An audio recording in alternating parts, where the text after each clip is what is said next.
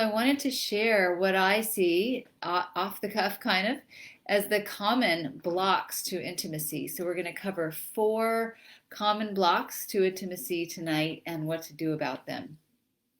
And I love hearing from you. So whether you're watching live or watching the recording, definitely chime in and let us know what you're thinking, because we learn from each other, and it's always great to know what your experience is in the group. So welcome if you're just joining us, and say where you're from and where you're calling in from, and let me know also if you have any questions along the way. So I'm going to pull up my notes. Hey, Risa, good to see you. Thanks for being here. So we are talking about the common blocks to intimacy, and I'm drawing this from my own experience from talking with clients and friends. And so, let me know if you can relate, if it resonates for you. If you have different ideas, please share those as we go.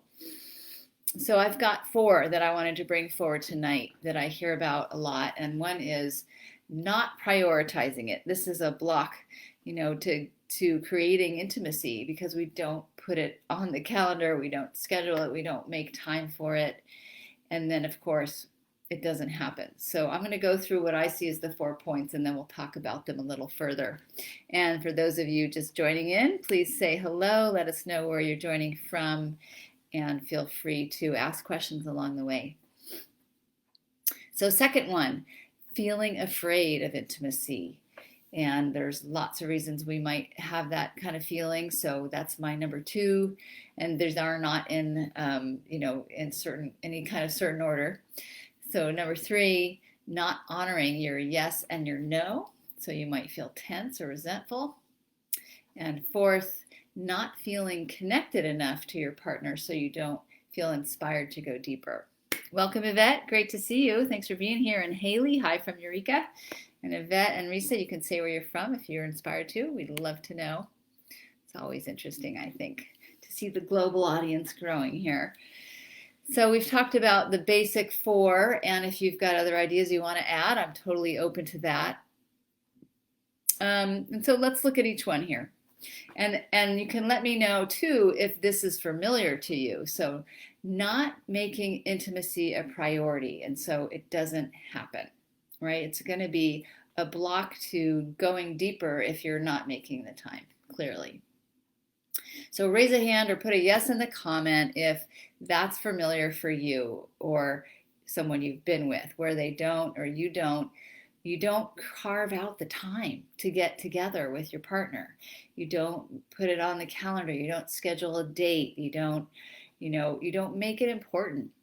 So maybe you've got so many things that you're obligated to. You've got a busy schedule, and you say I'm too busy, or when there is time, you're too tired because you've been so busy, you've been burning yourself out. Raise your hand if that's familiar. It is definitely for me, especially more in the past. Ah, awesome. We've got Connecticut and Ferndale and Eureka, California. Welcome. So yeah, raise a hand if you or someone you've been with has been that person who doesn't put it on the calendar, doesn't make time for intimacy with your partner. And I know that for me and my husband Patrick, that was an issue more. And we both lead busy lives, so it's not like every night we're making time for intimacy. We do make time at least to get together in some way.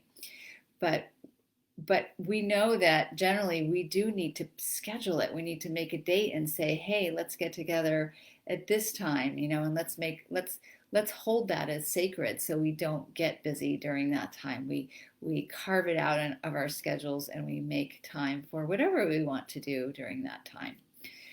So that's really helped us when we just do make it a priority and do carve out the time. And it's so important to realize, and I know we have, that when someone's not fulfilled sexually in your relationship, or even in other needs around intimacy, then it affects your connection. Then there's this feeling of resentment or frustration that leaks into other parts of the relationship. And so even if for you the sexual connection is not as important as it is for your partner, if you don't make it at all important, then you're not making your relationship important, because if it's important to one person, it needs to be also important to you.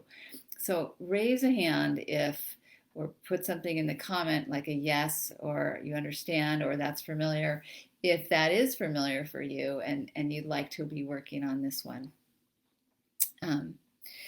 So when we don't prioritize a connection, then what we get is distance. That's been my experience. And for some people, the sexual connection is really important. It's not, I know, for everybody, but for some, and I've noticed from my relationships and with clients that, and it tends to be, at least from my experience, for men, more important that that we need to really understand that some people really need a sexual connection in order to feel connected intimately at all. So we need to work our way around that and with that and find peace with that and find ways to make that happen for our partners and for ourselves. Love to hear any comments that you have, and if you are just joining, say hello. All right, moving on to number 2.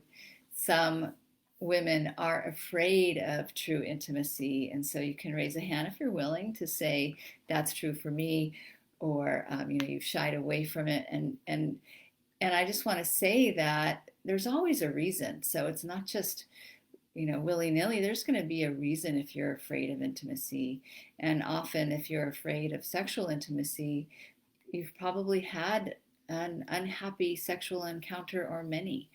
So, or sexual assault or sexual abuse. And so that needs to be, held in understanding and compassion if that's true. And then also, how to move forward from that. I'm reading the comments. Okay. So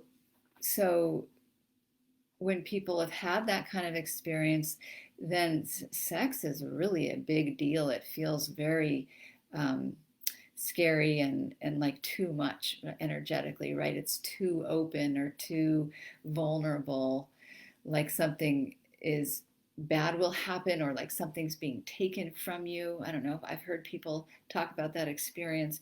And so I just want to hold space for that and say that's okay if that's your experience. And, you're not alone at all. And also, it can be worked with. So I'm not going to give a big, talk about sexual trauma right now, and it's definitely not my field of expertise either. But what I would say is that what's most important for intimacy is safety.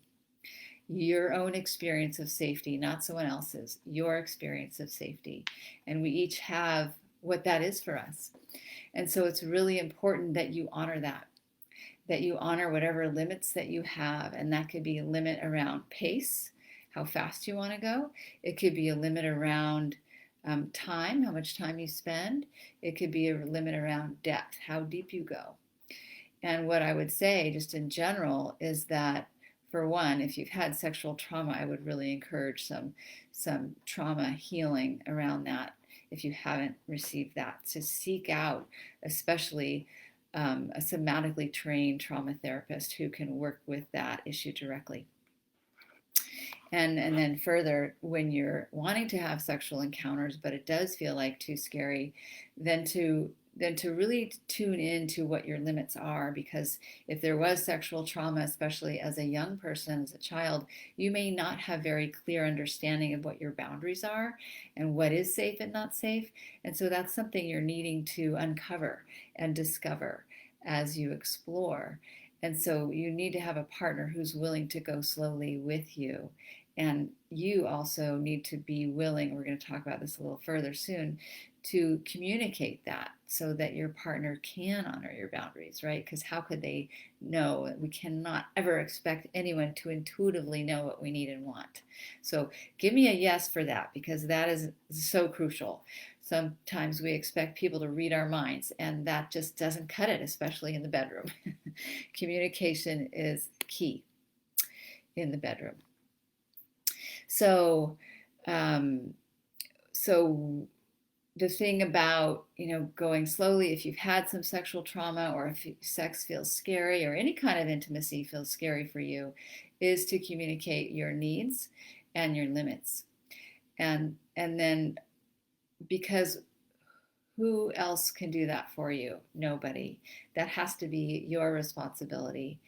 And and again, you can't expect people to know what they are unless you communicate it.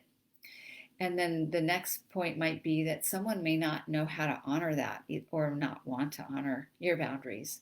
And that's another issue, right? So if you're with someone who you don't feel safe with because they are violating your boundaries, that's not okay, right? And either you need to communicate more or leave or get some therapy together or something so they can understand how important it is that your boundaries are honored. Because if you don't feel safe, you cannot open up, right? And intimacy requires opening. It requires letting go to an extent, and it requires an element of relaxation, even though there's tension also required and energy that might build if you're being sexual.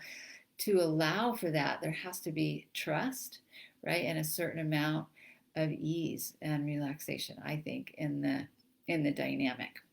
So give me a yes if that's resonating for you. So if your boundaries are getting violated, something needs to change, right? That's not okay.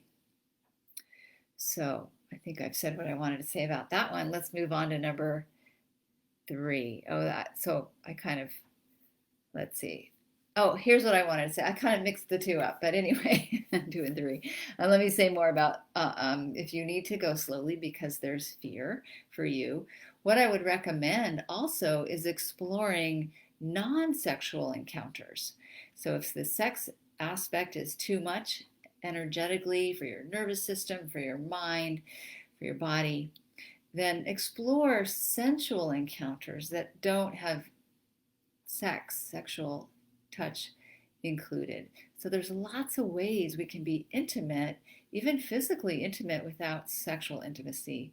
And for most of us in the West, we just aren't tuned into that. We haven't explored it. It's sort of like, we just think of, intimacy as sex and the act of sexual intercourse, and that's it. But there's so much more that we can explore. So I want to, and again, I'm not going to give a big teaching about that here and now. I am trained in neo-tantra, we call it, and I've learned a lot about this, and it's really beautiful practice. But one thing you can consider is the 5 senses that you have that are such a gift that we all get. I mean, at least most of us get all of them. And so you can explore different kinds of touch: sensual touch, gentle touch, like not necessarily therapeutic touch, but gentle touch with a feather or a shawl, touching one another in different ways, a caress. We can explore the senses and sharing different delights of the senses, and that's sensual. So I was saying not feeling connected, and so you don't want to go deeper, right? And so I am curious if that's your experience as well, where if you've been kind of on a disconnect, or maybe there's been some arguments and so you're not feeling close. How does that affect your intimacy? So let us know in the comments. And I know for some people, they actually like make-up sex, and so they will go to intimacy directly when there's been a conflict, an argument. And other people, they need to have more like slow, reintroduction to each other and reconnection before wanting to go deeper into intimacy. So there's no right way here. We're just all finding our own way, and that's what's really essential, is that we tune into what is right for each of us. So I am curious what your experience is about that. And my suggestion there is to really, again, what do I need? To ask yourself, what are my needs around reconnection? Do I need to talk about my day? Do I need to create a date night so we can have some special time together? What is it going to take for me to want to reopen myself to intimacy with my partner? Do I need some touch, some sensual touch, some safe touch first? So these are inquiries, and you can explore what it is for you that supports you in going deeper. So that's what I wanted to cover I'm so curious about your thoughts. I've loved some of the interaction that was here earlier, and please let me know again if you have questions for me, if you have insights. I'd love to know any favorite takeaways for you from this teaching tonight. So thanks for being here. Thanks for showing up and listening, and I'm happy to support you. And just a heads up that I will be offering soon a free communication training right here in this group. And there will be a way to register where you can be sure to be eligible for prizes and workbooks. So look for that